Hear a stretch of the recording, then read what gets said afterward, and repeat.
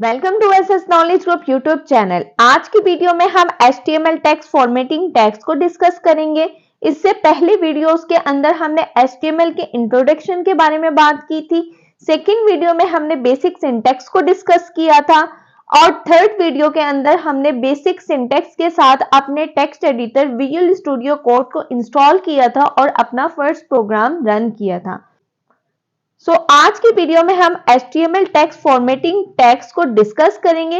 इस वीडियो में हम सारे टेक्स्ट फॉर्मेटिंग टैग्स को डिस्कस नहीं करेंगे, कुछ टैग्स को डिस्कस करेंगे, कुछ टैग्स को हम नेक्स्ट वीडियो में डिस्कस करेंगे। अगर सारे ही टैग्स को एक वीडियो में डिस्कस करने लग जाओगे तो ये वीडियो काफी लंबी हो जाएगी। वीडियो को स्टार्ट करते हैं। सबसे पहले हमें पता होना चाहिए कि HTML टेक्स्ट फॉर्मेटिंग टैग्स होते क्या हैं। जैसा कि आप कोई बुक या नॉवल पढ़ते हैं, उसमें कुछ टेक्स्ट हमारा बोल्ड होता है, कुछ इटैलिक होता है, कुछ अंडरलाइन होता है, सम पैराग्राफ्स होते हैं, हेडिंग्स वगैरह होती हैं। वो सारी चीजें जब हमें अपनी एक वेबसाइट के अंदर करनी होती हैं तो उसके लिए हम टेक्स्ट फॉर्मेटिंग टैग्स का इस्तेमाल करते हैं। सबसे पहले हम टेक्स्ट फॉर्मेटिंग टैग्स का ओवरव्यू ले रहे हैं। इसके बाद मैं आपको अपनी कंप्यूटर स्क्रीन में जाकर प्रैक्टिकली परफॉर्म भी करके दिखाऊंगी, उससे आपको इसकी ज्यादा अच्छे से अंडरस्टैंडिंग हो सकेगी। क्योंकि ये जो हमारी प्लेलिस्ट है वो बिगिनर्स के लिए है, तो एक एक चीज को मैं स्टेप बाय स्टेप ही करके बताऊंगी। सबसे पहले हमारे पास आता है हेडिंग टैग। हेडिंग टैग हमारे पास होता है H1 से लेकर H6 तक, मतलब H1, H2, H3, H4, H5 and H6। जो सबसे बिगेस्ट हेडिंग होती है हमारी वो होती है H1 और सबसे स्मॉलेस्ट हेडिंग हमारे पास होती है H6। जैसे कि मैंने आपको अपनी सेकंड वीडियो में एक चीज बताई थी कि जो भी टैग हम ओपन करते हैं उसको क्लोज करना लाजमी है। अगर हम उस टैग को क्लोज नहीं करते तो हमारा प्रोग्राम रन नहीं करेगा और एरर देगा। इसी तरह से अगर मैं हेडिंग टैग का लिख रही हूँ, हेडिंग टैग 1 में दे रही हूँ, तो इसको मैं इस तरह से ओपन करूंगी और बैक स्लैश के साथ इसको इस तरह से क्लोज करना लाजमी है, नहीं तो मेरा प्रोग्राम रन नहीं करेगा। उसके बाद हमारे पास आता है पैराग्राफ टैग। पैराग्राफ टैग को हम P के साथ लिखते हैं। जब मैं विजुअल स्टूडियो कोड के अंदर इसकी कोडिंग करूंगी तो मैं वहां पे जस्ट P लिखकर इंटर प्रेस करूंगी तो ये ऑटोमेटिकली हमारा जो ओपन और क्लोज टैग खुद से ही वहां पे क्रिएट हो जाएगा। मुझे इसको प्रॉपरली लिखने की जरूरत नहीं पड़ेगी। इसी वजह से मैंने आपको नोटपैड रिकमेंड नहीं किया था। अगर आप कोई बड़ी वेबसाइट बना रहे हैं या फुल वेबसाइट क्रिएट कर रहे हैं तो आपको हर चीज स्टेप बाय स्टेप लिखनी होगी, हर वर्ड की कोडिंग खुद करनी होगी और उसमें आपको ज्यादा टाइम लगेगा और बहुत सारी चीजें होती हैं आप मिस कर जाते हो। अगर आप कोडिंग के अंदर एक बैक स्लैश भी नहीं लगाते या किसी भी टैग को आप क्लोज नहीं करते तो वहां पे भी वो एरर देता है और वो वर्क नहीं करता प्रॉपरली। इसलिए मैंने आपको नोटपैड रिकमेंड नहीं कर रही हूँ। आप कोई भी अच्छा टेक्स्ट एडिटर यूज कर सकते हैं, लाइक सबलाइम टेक्स्ट हो गया, विजुअल स्टूडियो कोड, इसके अलावा भी बहुत सारे हैं जो आपको बेटर लगे। उसके बाद हमारे पास आता है बोल्ड टैग। बोल्ड को हम B के साथ लिखते हैं। उसके बाद हमारे पास आता है इटैलिक टैग। इटैलिक टैग को हम I के साथ लिखते हैं।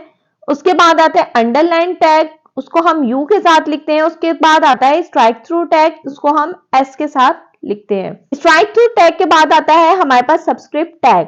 सबस्क्रिप्ट टैग को हम SUB के साथ लिखते हैं। ये ओपन और क्लोज होता है। इसका एक वेबसाइट के अंदर काम क्या होता है, जैसे कि मैं यहाँ पे लिख रही हूँ वाटर का फार्मूला H2O, ठीक है। अब मैंने यहाँ पे जब इसको टाइप किया तो जो हमारी कंप्यूटर स्क्रीन है उसके ऊपर ये आएगा इस तरह से ही H2O, लेकिन मैं लिखना चाहती हूँ अपनी वेबसाइट के अंदर ये इस तरह से नजर आए H2O। तो इस चीज को करने के लिए हम सबस्क्रिप्ट टैग का इस्तेमाल करते हैं। उसके बाद आता है सुपरस्क्रिप्ट टैग। सुपरस्क्रिप्ट टैग को हम SUP से लिखते हैं। ये ओपन और क्लोज दोनों होता है। इसका यूज होता है लाइक मैं किसी को पोजीशन देना चाहती हूँ, लाइक मैं देना चाह रही हूँ सेकंड पोजीशन, लेकिन मैं चाह रही हूँ जो मेरी वेबसाइट है उसके ऊपर ये कुछ इस तरह से शो हो, सेकंड इस तरह से शो। तो इस तरह से इसको लिखने के लिए हम सुपरस्क्रिप्ट टैग का इस्तेमाल करते हैं। उसके बाद हमारे पास आता है ब्रेक टैग। ब्रेक टैग को हम BR के साथ लिखते हैं। ब्रेक टैग किस काम आता है, जैसे लाइक कि पूरी एक लाइन है मैं चाहती हूं कि ये वाले 2 वर्ड्स ऊपर ही रहे और बाकी का जितना टेक्स्ट है वो नीचे वाली लाइन के अंदर कन्वर्ट हो जाए। तो जैसे ही मैं यहाँ पे BR लिखकर इंटर प्रेस करूंगी, उसके बाद मैं इसको रीलोड करूंगी तो ये ऑटोमेटिकली जो है हमारा टेक्स्ट नीचे वाली लाइन में आ जाएगा। उसके बाद आता है non breaking space. Non breaking space के लिए हम इस्तेमाल करते हैं NBSP और कॉमा। ये किस काम आता है? लाइक मैंने लिखा हुआ है HTML, लेकिन मैं चाहती हूं कि मेरी वेबसाइट के ऊपर HTML कुछ इस तरह से लिखा हो, H और काफी स्पेस के बाद TML लिखा है। ये स्पेस जो है इसको क्रिएट करने के लिए हम नॉन ब्रेकिंग स्पेस टैग का इस्तेमाल करते हैं। सो अब हम इन सारे टैग्स को अपनी कंप्यूटर स्क्रीन पे प्रैक्टिकली परफॉर्म करके देखते हैं। अगर तो आपने पिछली वीडियोस देखी हैं तो आपको पता होगा कि ये हमने फोल्डर पहले से क्रिएट किया हुआ था। अब इसी फोल्डर के अंदर जो है हम सारी अपनी HTML की कोडिंग को रखेंगे। इसी के अंदर हम जाकर राइट क्लिक करते हैं और ओपन विथ कोड करते हैं और इसके अंदर हम न्यू फाइल को क्रिएट करते हैं। फर्स्ट वीडियो में हमने जस्ट HTML के बेसिक सिंटैक्स को डिस्कस किया था और अपना फर्स्ट प्रोग्राम हेलो वर्ल्ड के नाम से रन किया था। अब यहाँ पे हम न्यू फाइल क्रिएट करते हैं सेकेंड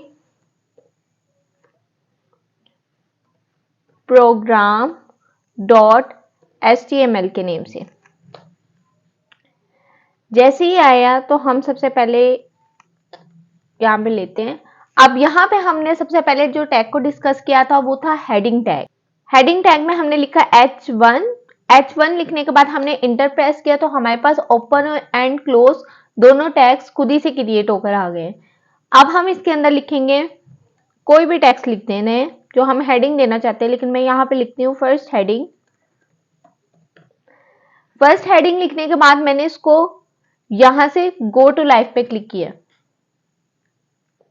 तो यहां पे हमारे पास लिखा आ गया है फर्स्ट हेडिंग। इसी तरह से हम सेकंड हेडिंग टैग को लिखते हैं H2, इंटर प्रेस किया,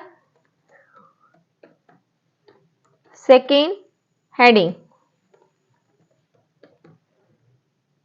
उसके बाद हम H3 को भी साथ ही लिख लेते हैं, थर्ड हेडिंग।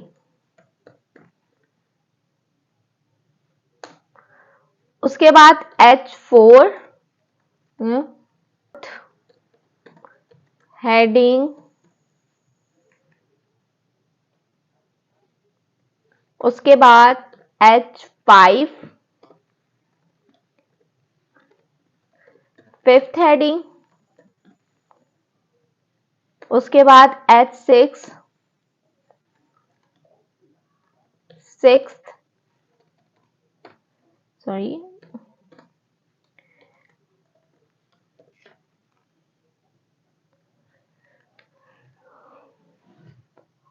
जैसे ही हमने जाकर देखा हमारी सबसे बड़ी हेडिंग H1 टैग, उससे छोटी हेडिंग हमारे पास H2 टैग, उससे छोटी H3, उससे छोटी H4, H5 और सबसे स्मॉलेस्ट हेडिंग हमारे पास आ गई H6। हेडिंग टैग के बाद हमने पैराग्राफ टैग को डिस्कस किया था। पैराग्राफ टैग के लिए हमने जस्ट P लिखना है और इंटर प्रेस करना है। ओपन एंड क्लोज टैग खुद ही से क्रिएट हो गया। अब इसके अंदर हमने कोई भी अपना पैराग्राफ लिख लेना है जो आप लिखना चाहते हैं। मैं यहाँ पे लॉरम लिखूंगी डमी टेक्स्ट के लिए। लॉरम लिखते ही मैं इंटर प्रेस करूंगी, मेरे पास एक डमी टेक्स्ट आ गया खुद से ही लिखा हुआ, मतलब मुझे प्रॉपरली इसको लिखने की जरूरत नहीं पड़ी। मैंने डमी टेक्स्ट लॉरम लिखकर ले लिया है। अगर आप लॉरम लिखकर ज्यादा टेक्स्ट लेना चाहते हैं डमी, तो आप इस तरीके से ले सकते हैं। लाइक मैं यहाँ पे लिखती हूँ लॉरम 9000 वर्ड्स का, तो मैंने इसको जैसे ही इंटर प्रेस किया तो शो मोर मतलब 9000 वर्ड्स का हमारे पास डमी टेक्स्ट आ गया है। तो मैं इसको बैक कर लेती हूँ क्योंकि मुझे इतना टेक्स्ट नहीं चाहिए, जस्ट अंडरस्टैंडिंग के लिए ये। तो आप लॉरम लिखकर कोई भी डमी टेक्स्ट ले सकते हैं। उसके बाद हमने बोल्ड टैग की बात की थी। बोल्ड टैग के लिए हम यूज करते हैं B का। B लिखकर हमने इंटर प्रेस किया, ये हमारे पास आ गया है ओपन एंड क्लोज। मैं इसको यहां से कर लेती हूँ रिमूव। जो हमारा क्लोज टैग है, यहां तक मैं चाह रही हूँ कि जो हमारा टैग, यहां तक मैं चाहती हूँ जो हमारा टेक्स्ट है वो बोल्ड हो जाए। तो मैं इसको यहां पे करके अपनी वेबसाइट में जाती हूँ, अपनी साइट पे, और ये देखें, ये हमारा जितना भी टेक्स्ट है ये हमारा हो चुका है बोल्ड। उसके बाद हमने इटैलिक टैग की बात की थी, यहां पे हम इटैलिक टैग ले लेते हैं, आई लिखते हैं, इंटर प्रेस करते हैं, यहां से मैं क्लोज टैग को हटा देती हूँ और यहां पे मैं क्लोज टैग लगा लेती हूँ। जैसे ही मैं अपने ब्राउजर में गई हूं तो यहां पे ये हमारे पास जो टेक्स्ट है वो हो चुका है इटैलिक। इसके बाद हमने बात की थी अंडरलाइन टैग की। अब अंडरलाइन टैग के लिए मैं यहीं पे यू लगाती हूं। जैसे ही मैंने यू लगा के इंटर प्रेस किया, मेरे पास आ गया है ओपन एंड क्लोज टैग। इसको मैं क्लोज टैग को यहां से हटा लेती हूँ और मैं चाह रही हूँ इतना टेक्स्ट जो है हमारे पास वो अंडरलाइन हो जाए।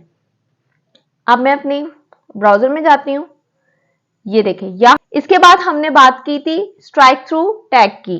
स्ट्राइक थ्रू टैग के लिए हम एस का यूज करते हैं। एस प्रेस करके हमने इंटर किया, इसको हमने यहां से, और मैं चाह रही हूं इतना जो हमारे पास टेक्स्ट है वो स्ट्राइक थ्रू हो जाए। और ये देखें, ये हमारे पास हो गया स्ट्राइक थ्रू टैग, हमने यहां पे लगा दिया है। इसके बाद हमने बात की थी सबस्क्रिप्ट टैग की। सबस्क्रिप्ट टैग के लिए मैं पैराग्राफ टैग से बाहर आती हूँ और यहां पे मैं लिखती हूँ H2O, जो मैंने आपको एक वाटर का फार्मूला बताया था, H2O सिंपल मैं यहां पे लिखती हूँ H2O। उसके बाद मैं जाती हूँ अपने ब्राउजर में, ये देखें यहां पे लिखा आ गया H2O। अब मैं चाह रही हूँ प्रॉपर वाटर के फॉर्मूले की तरह मुझे नजर आए, तो उसके लिए मैं क्या करूंगी, यहां पे हम अपना सबस्क्रिप्ट टैग लगाएंगे SUB इंटर, और इसके अंदर हम 2 लिखेंगे। यहां से मैं 2 को रिमूव कर देती हूं। तो ये हमारे पास आ गया सबस्क्रिप्ट टैग। सबस्क्रिप्ट टैग का बेसिकली ये यूज होता है। उसके बाद हमने बात की थी सुपरस्क्रिप्ट टैग की। सुपरस्क्रिप्ट टैग के लिए मैंने आपको बात की थी, जैसे कि मैं किसी को पोजीशन देना चाहती हूँ, like first position, second position देना चाहती हूँ। मैंने किसी को दी फर्स्ट पोजीशन और अब मैं अपने ब्राउजर में गई हूं और यहां पे लिखा आ गया है फर्स्ट, लेकिन मैं चाह रही हूं कि 1 इधर ही रहे और S और T जो है वो ऊपर आ जाए स्मॉल साइज के अंदर। उसके लिए मैं क्या करूंगी, SUP और यहां से इसको हटाकर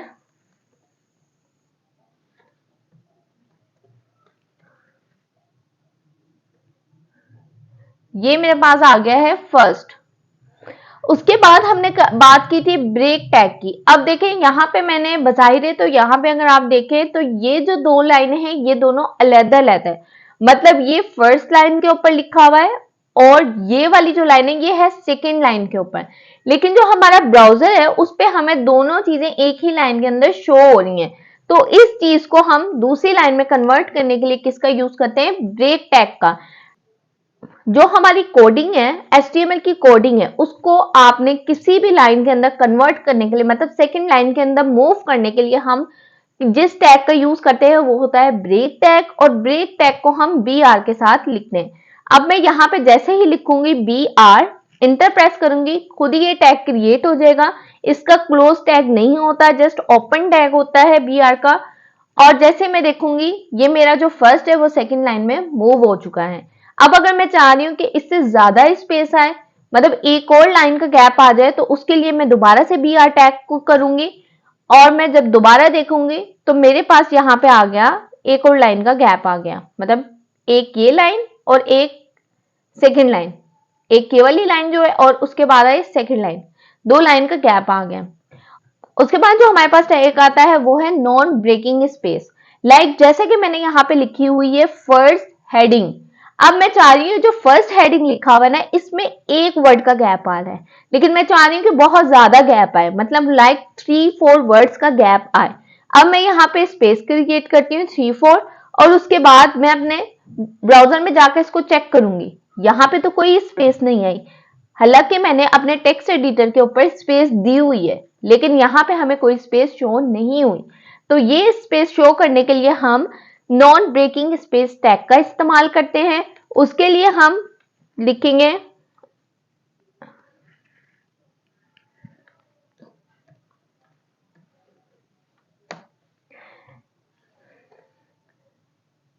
उसके बाद मैं अपने ब्राउजर में जाऊंगी, तो यहाँ पे मुझे 2 वर्ड्स का गैप आ गया है। अब ये जो डिफरेंस है आपको वाज़ेह नजर आए, उसके लिए मैं क्या करूंगी, इस टैग को 2-3 दफा लिख लेती हूँ ताकि आपको प्रॉपरली डिफरेंस का पता लग सके।